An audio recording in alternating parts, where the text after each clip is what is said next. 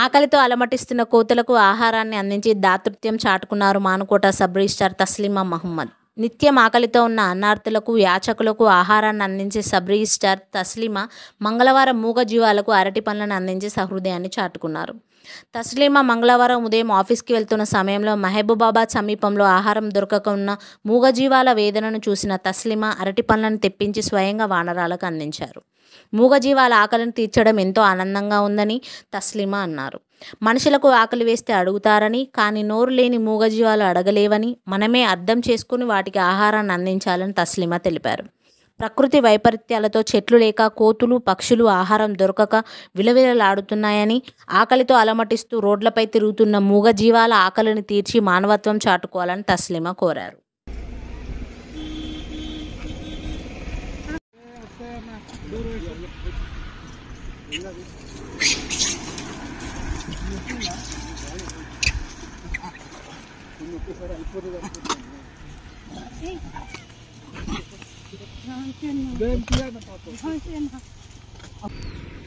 Anjana తీసుకో.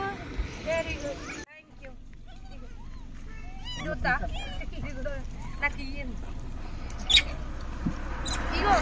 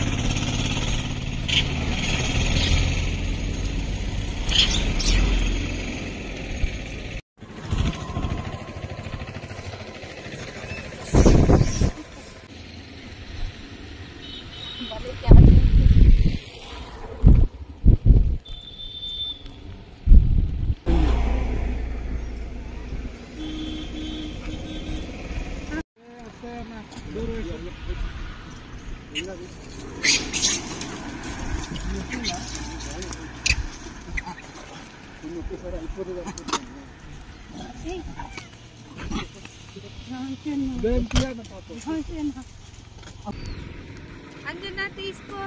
Very good.